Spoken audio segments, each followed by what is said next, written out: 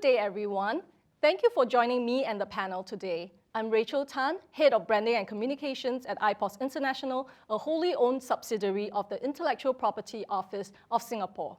We help enterprises and industries leverage on their intellectual property and broader intangible assets for business growth.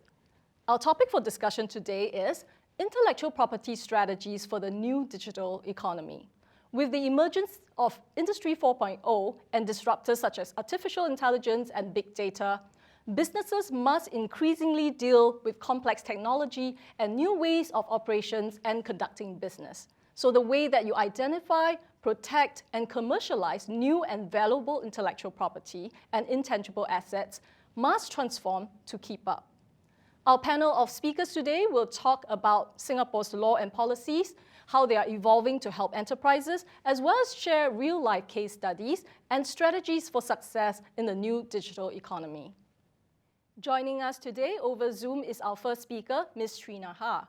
Trina is the Chief Legal Counsel and Director of the Legal Department at the Intellectual Property Office of Singapore, or IPOS, where she manages the legal affairs of the IP Office, including supporting IP policy reform and advising on IP issues in international agreements.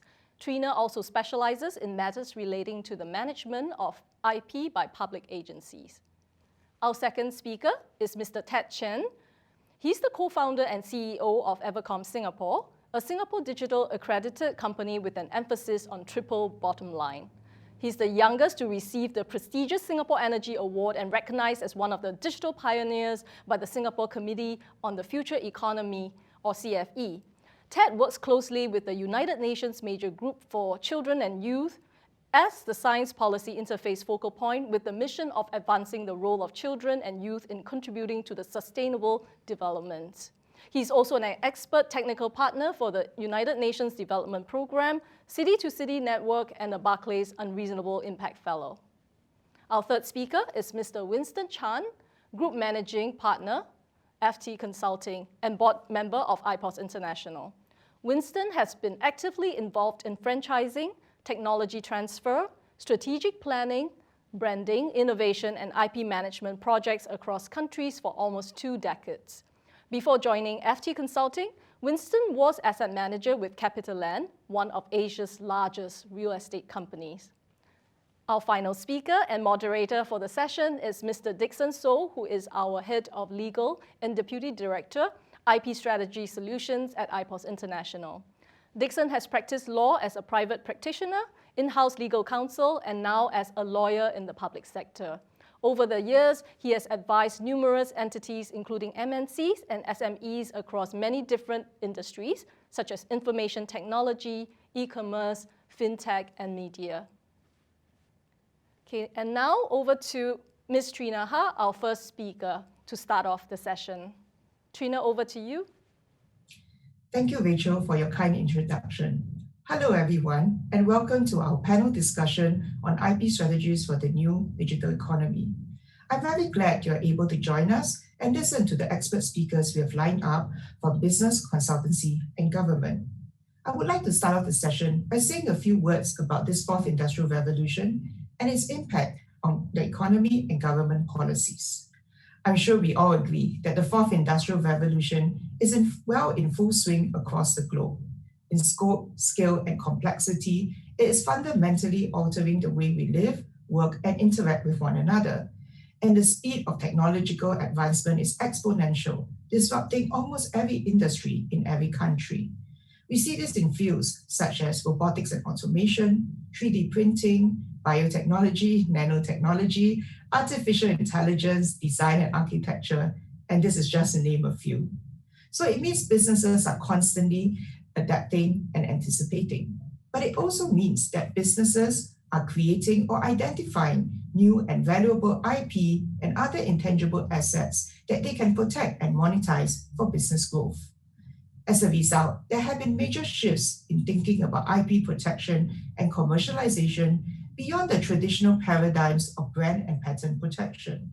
We see companies grappling with issues such as how to protect and monetize data and trade secrets. Now, for Singapore, innovation and IP are important drivers to our economy. Recently, we were ranked second in the 2021 Bloomberg Innovation Index, and we have maintained top spot in Asia Pacific in the Global Innovation Index produced by the World Intellectual Property Office, Cornell University, and INSEAD. It is therefore imperative that IPOS regularly reviews our IP laws and policies to ensure that they are up to date and conducive for business growth. And it therefore instills confidence in innovators, creators, and companies to invest in R&D. Some of these reviews include updating our patent examination guidelines to take into account AI-related patents, conducting stakeholder engagements to understand how businesses protect and manage trade secrets. IPOS is also in the midst of completing a copyright review, and one of the new laws that we'll be introducing later this year is to allow the use of copyrighted works for computational data analysis, such as text and data mining and machine learning. This ensures that balance between incentivizing creators and yet ensuring reasonable access for societal good and also the creation of new works. This will go a long way towards supporting research activities. And last but not least, in the sphere of AI innovation, IPOS is embarking on a study involving stakeholders from the law, R&D, and policy making to review our IP regime to ensure that its laws support the use and development of AI technologies. So thank you once more for joining us. And now let us turn to our speakers to hear their views on this most important topic. Over to you, Rachel. Thank you. Thank you, Trina. And now let's hear from Ted, co-founder of Evercomm, about his IP strategy journey. Hi, so my name is Ted. I co-founded Evercomm in 2013, directly incubated with the Nanyang Technological University. So you can say from day one that I deal a lot with different technology and et cetera. So by 2015, we were accredited by the Singapore IMDA, and that's when we start to deploy a lot of these technology into the government sector first. These are data center, industrial buildings, and et cetera. And then by 2018, when we started to collaborate with different listed companies overseas to further strengthen our IP, as well as to further commercialize a lot of the things that we do. And then 2019, 2020, that's when we started to work with another sector, the commercial real estate sector, applying similar IPs but for different industries. So all in all, what we're trying to do is to really bring different technologies into governments or enterprises to help them reduce their carbon emissions. So all in all, that's really where our journey goes. So if you look at, this is what the customer usually see.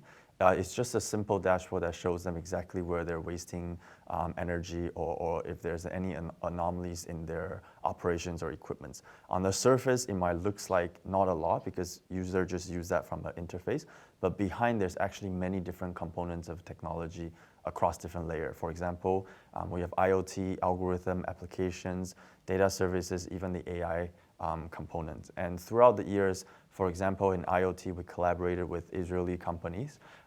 With a lot of the application, we work with Lisco and so on. So you can imagine the complexity that we have to work with when it comes to IP management and so on. And that's where when we engage IPOS, it becomes very helpful that they gave us a framework where we can really document it down and then to be able to evaluate how we should position each IPs when we collaborate with different partners and joint venture companies.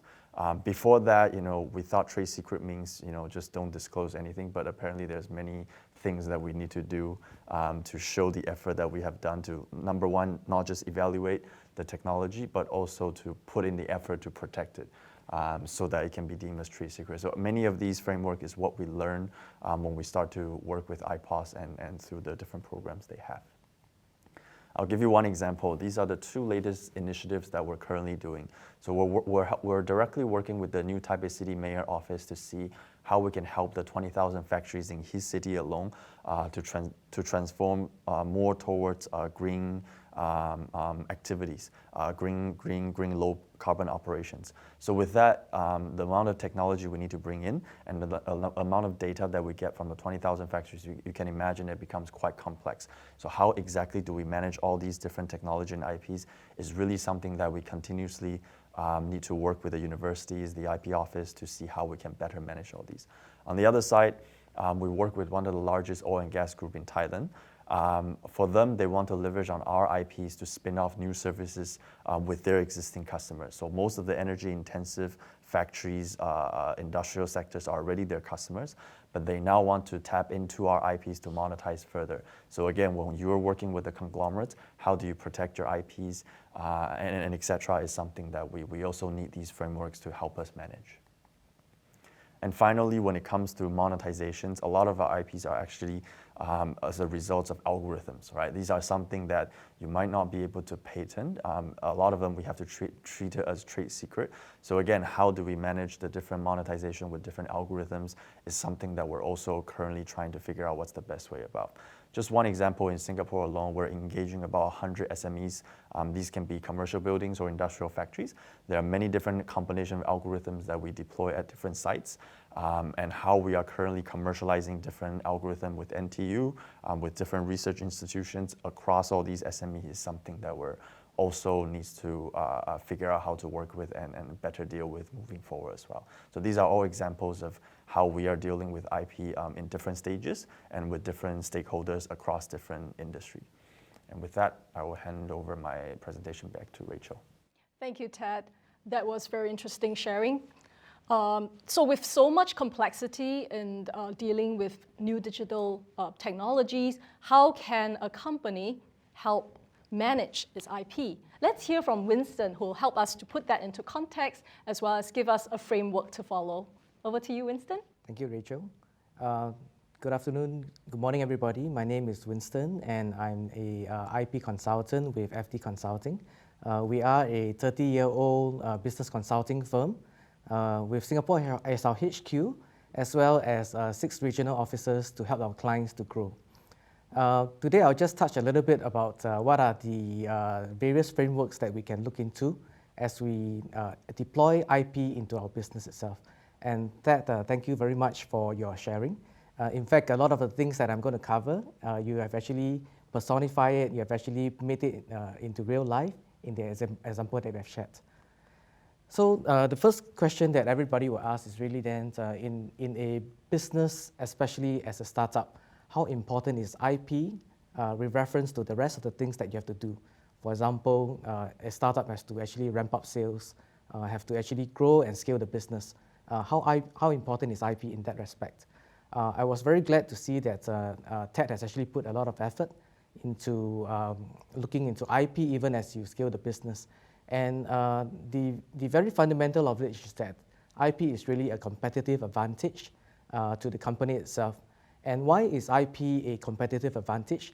If you marry it together with the resource-based view of a competitive advantage under the management theory, you will see that resources have to fulfill certain criteria in order for them to be useful.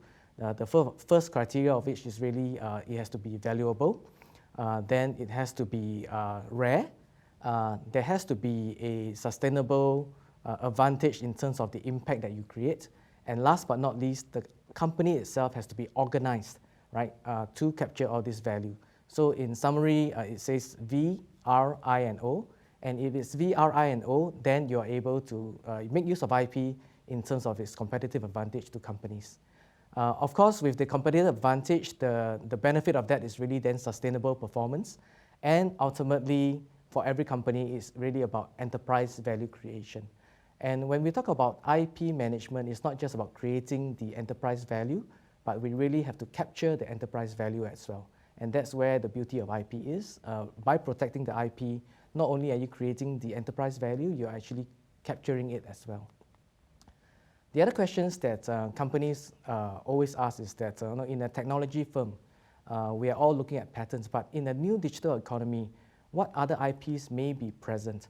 And very aptly also pointed out by Ted, that beyond the patents itself as a technology firm, in a new digital economy, you have copyright, which is really then in terms of the software that underlies the technology, as well as the algorithm, which is actually very importantly mentioned by Ted just now as well. And of course, last but not least, we do not forget the trademarks, the identity at which the business is being carried out into. The point to make note here is that unlike registrable IP like trademarks as well as patents, The copyright as well as the trade secrets are IP that do not need to be registered. So instead of just relying on legal expertise in the registration process, when it comes to unregisterable IP, we really have to look into the management process, the in-house processes of how we manage the copyright as well as the trade secrets. And as mentioned by Ted just now, they are also in the process of making sure that there are processes in-house to make sure that they have the evidence to make sure that trade secrets are properly managed. So beyond just knowing your IP and what IPs are there in a company, we really have to know what is the process that we have to go through in order to bring the IP from creation all the way to exploitation, which is really then realizing the value of the IP. So in the creation phase, it's all about what IP is there. How do you then identify your IP? Beyond identifying your IP, then of course you need to own it, right? Sometimes in the new digital economy, because we make use of different outsourced vendors, right, to create the software, to write the codes and so on and so forth, we have to make sure that at the end of the day, the codes, all the different IPs residing in the software belongs to the company again. And that has to be a deliberate effort in order to do that.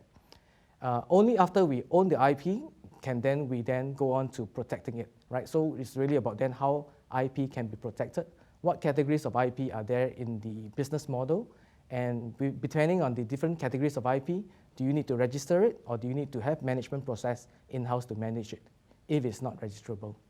And finally, when you have done the creation, the owning, and the protection, if we stop there, then IP will forever be a cost to the company. But if we are able to then leverage and commercialize the IP, that's where it can actually become value to the company itself. Remember, the key of it is really not just value creation, it's really to capture the value of the IP as well.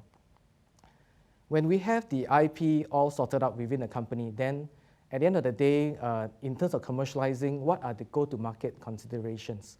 A lot of the times when we talk to founders, right, they are always looking at their IP. They are very obsessed with how strong their IP is, how strong their technology is. And that's only half part of the equation. In terms of IP, we look at really, are they infringing on other IP? Is there freedom to operate in the market? We look at what are the comparables, what are the substitutes are there in the market, and whether or not the IP itself is unique and it's strong. But also, in addition to that, in order to scale, in order to also apply the same IP in new markets, we look at how versatile the IP is. Having looked at all this is really just part of the equation. It's only half the equation. We also should look at the market, right, to complete the picture. And in the market itself, we really look at who are the potential partners who can make use of the IP. We look at really how mature the IP is or how mature the market is with which the IP is being deployed into. And we also look at the size of the market. It's no point having a strong IP if the size of the market is small, if the market is extremely competitive, and also if there's no takers in terms of licensing for the IP in the market itself.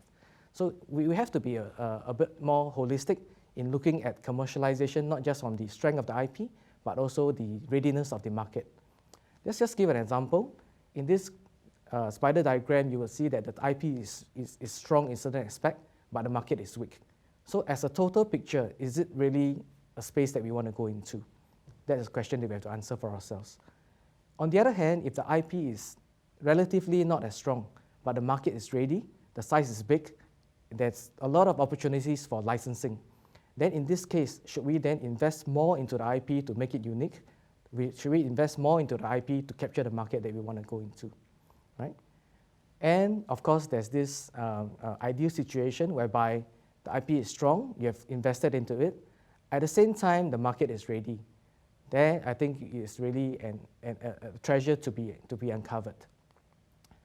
How do we all bring this into context as a company make use of its IP and go into the market itself? We look at the IMC framework, and the IMC framework simply stands for I for IP integration. Not only do we need to look at one single IP that your business model is built upon, but typically when we work with our customers, we always look at the bundle of IP. So it's really a pocket of IP that actually makes the business model strong.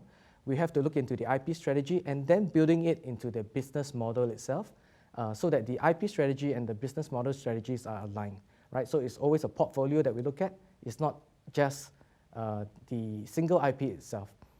Then when we go into the market, we really have to sing the song, really have to talk the way the market talks. So it's really about using the IP to meet the market needs, putting it into a context and simplify in a way that the market can understand how your IP meet their needs. And we also have to be aware of really then what is the target audience that we are selling the IP to, right? Once we know the IP, we know the market, then it's really the channels that we want to push our IP out. So is it licensing? Is it by your own use? Is it really working with partners, collaborating with partners by contributing your IP? So if you want to go into market with the IP, not just owning it, but really commercializing it, we have to look at the IP integration, the market integration, as well as the channel integration. So thank you for your time. I pass the time over back to Rachel. Thank you, Winston, for sharing with us the considerations and framework of managing and monetizing all that new and valuable IP arising out of your new technology. And now, last but not least, let's have Dixon share more about his work with companies in Singapore and what are some of the challenges, that companies face in their IP strategy journey. Over to you, Dixon. Thank you, Rachel. Hi, my name is Dixon, Deputy Director and Head of Legal of IPOS International. IPOS International is the wholly owned subsidiary of IP Office Singapore. We host an array of IP expertise, and we are also the enterprise engagement arm of IPOS. We support the local businesses in three main verticals. One, we have a team of IP strategists that delivers IP advisory services for businesses for them to understand their IP assets and use the same to scale and grow. Second, we have a specialized team of patent analysts who are able to look at the patent landscape and provide certain advice to SMEs and government agencies such as technology trends and where it's going to go in the next 3 to 5 years itself. Third, we do deliver IP training for local businesses and public officers alike. Today's conversation is about digital economy, so let me focus a bit on the ICT and media related industries problem statements we see regularly over the past few years. One of which is actually value creation. While you create value on a daily basis, how do you articulate that into a value for your business? How do you actually inform your valuer of how the intangible assets actually drive your business and actually it will have an impact on the valuation report? Second, skill and talent. What sort of people do you need to reach out to, service provider or employment? We also look at risk management, which is actually a very cost-heavy item, which Winston later may actually have a conversation with you guys about. Operation efficiency, like any assets itself, what are we looking at in terms of this asset? How does it drive my business the best way it is? How do we actually, let lieu of a better term, milk it? The last one, access to capital, kind of tied back with the value creation itself. In most situations, the first and foremost conversation from a potential investor to a business is like, so what am I paying for? What are the things that actually are valuable in your business? How does this asset actually work for me at exit itself? Now, we don't have answers for all, but essentially, by understanding your intangible assets better, it will actually assist you to move the conversation easier when it comes to the investment piece itself. Over at IPOS International, I lead a bunch of very talented and interesting individuals called the IP strategists. Together, we deliver IP advisory to enterprises in general. We go through a 3-part process. We usually enter a conversation with you to understand your business. And as we go along, we will help you to discover what are the existing assets and where do they stand in terms of as a driver to your business, and plan for you at the end of it, what are the immediate things that you need to do to close the gaps and merge it with your business plan moving forward 3 to 5 years. Now, let me share with you a case study of a business that we have assisted recently. This is a software company, essentially in blockchain. When we walked through the door and spoke to the client itself, they gave us a whole array of information that can be found in the pink color boxes you can see before you. What we actually did is to actually help them to actually compartmentalize them into certain value statement. How does it help the business moving forward? Why are they important? For example, the track record itself is not simply just a recorder of the length of the company's existence, but actually is a demonstration that they have a strong reputation within a certain industry itself, especially the one they worked with.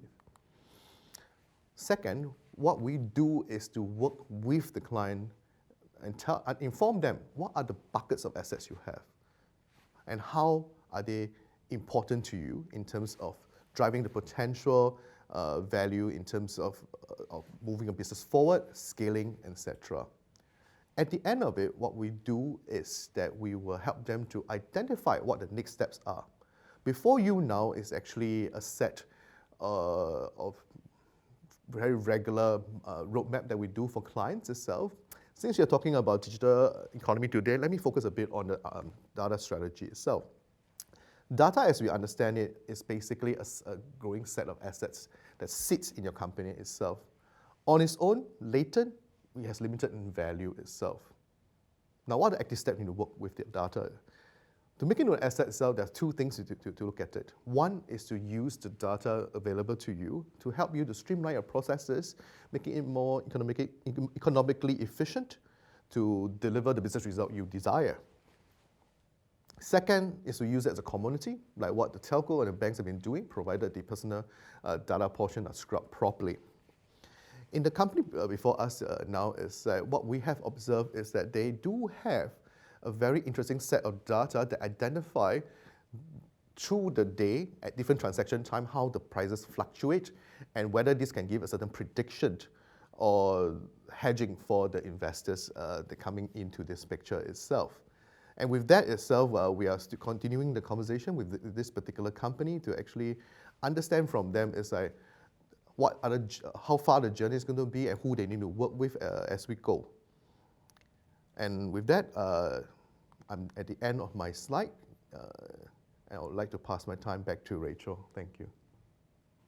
Thank you, Dixon, for your sharing. That was most interesting. And now let's move on to our panel discussion, where Dixon will take us through and explore some of the deeper issues with new technologies in digital.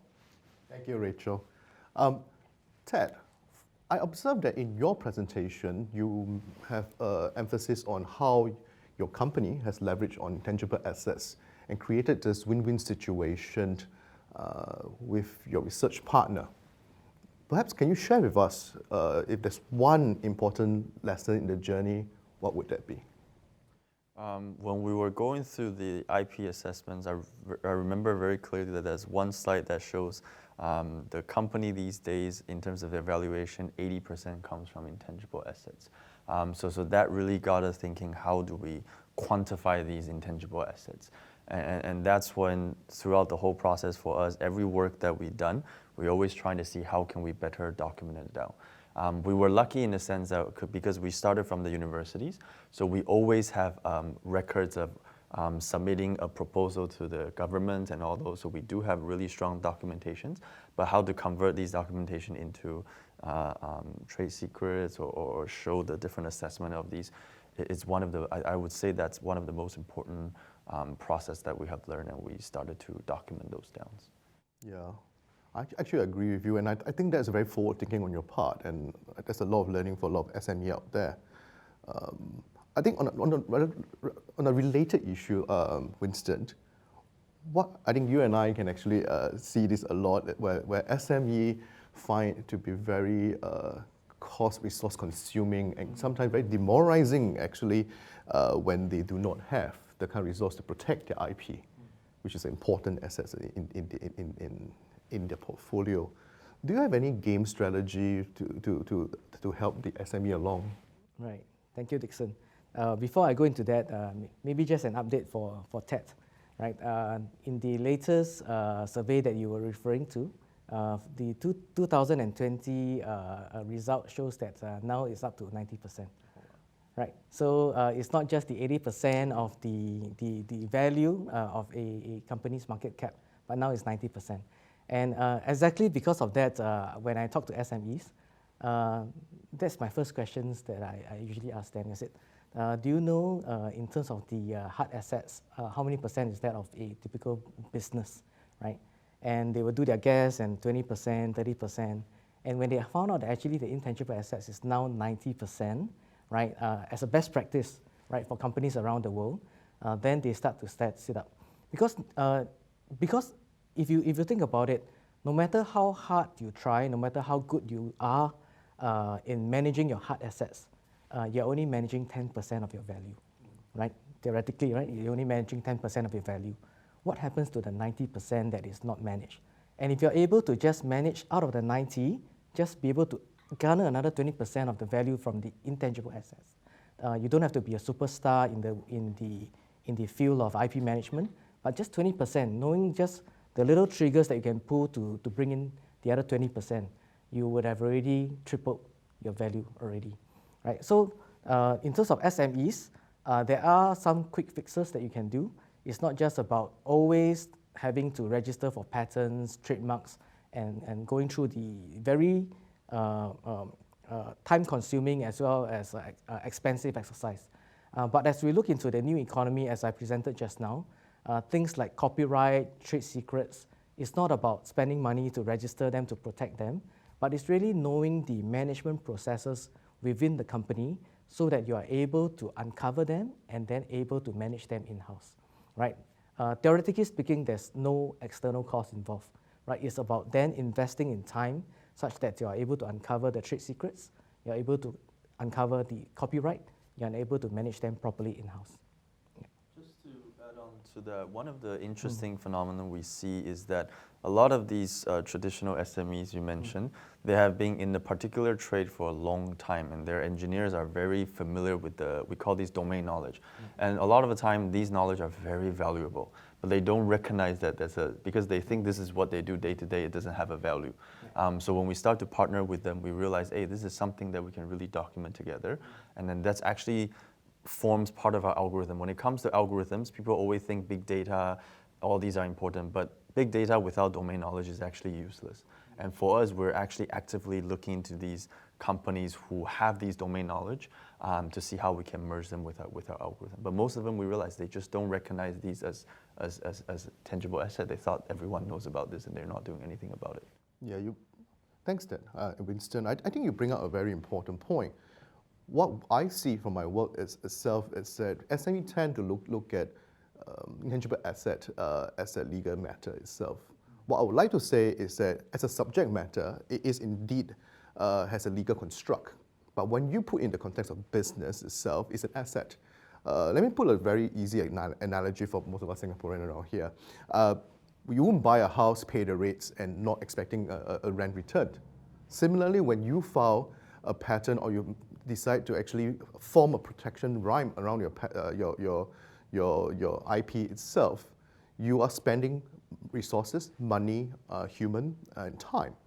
Why would not be actually aligning that resource or that assets back to your business? That's my view when I look at intangible assets. I was wondering, Winston and Ted, would you have any other views on this one? Yeah, I think beyond just using IPA as assets to monetize, that means to get in extra income, as I was chatting with Ted just now, actually understanding IP and understanding how IP works as a bundle does also impact the cost savings for the company.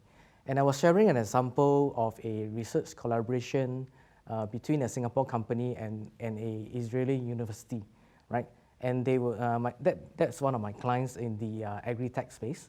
And before they were about to sign the RCA itself, they asked me to take a look at the IP and whether or not I could uncover something that is interesting for them. And lo and behold, when I look at the patents that are involved, while my client wants to use the technology only in Southeast Asia, the patents were only protected in Israel, China, and USA, right? And because of that, my client was all ready to pay a premium for the patent rights. But if you understand IP and how IP works a little bit better, you will understand that in this part of the region, because they have not registered here, essentially, theoretically, there's no patent right here. So that actually changed the whole mood of discussion. So instead of paying for the patent, Instead of paying for the patent as well as the trade secrets as well as the experience of the researchers in the university, they now only have to contend with the trade secrets as well as the know-how. So the patent itself, because of the fact that it's not registered in this region, there was a big discount in how much they have to pay to license in the technology. Right? So it's not just about making money, it's also about cost saving also. Yeah, it's interesting you mentioned value of intangible assets itself. Indeed, any misalignment of assets with your business intent or plan would actually have a certain huge impact on your entire business portfolio. Ted, any views on what Winston said? Yeah, very similar ideas as well. We work with universities all the time, and when I first started it, we always thought IP means patent. But then if you want to license a patent, the challenge is that the university has spent all these time to file, so therefore they have to recover those costs. And therefore, in general, if you want to license a patent, it's much more expensive. But then as you start to discover that the components of patents, where are they filed, and if they're not in the area where that you want it, then you can actually start to negotiate it for trade secret licensing. And even with universities, not all their IPs are converted into patents. Many of them are still sitting at the technology disclosure phases, right? Which is much more cheaper to license and much easier to work with as well. Because for universities, they don't have to worry about recovering costs they don't have patent costs for all those technology disclosure. And then in their mind, the more of these that they can give it out or license it out, the better it is. So it becomes much more easier for us to work with the universities also, once we know the differences between the different IPs. Indeed, actually. I think as a closing, I would like to share something I speak to a lot of my clients about. For the CFO out there, this is for you. Most of us, and when we look at IP itself, it's always back to the legal department, but do consider this.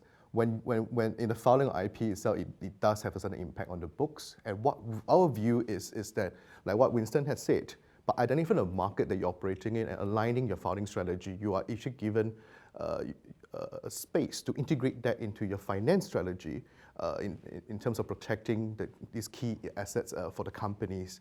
With that itself, let me pass it back to Rachel. Thank you, Dixon.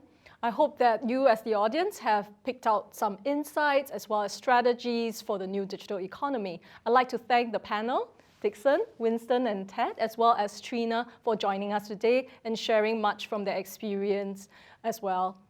Thank you, everyone. If you'd like to reach out to us, or if you have any questions on intellectual property management, especially for complex technology, do reach out to us at inquiry@iposinternational.com. Thank you, everyone.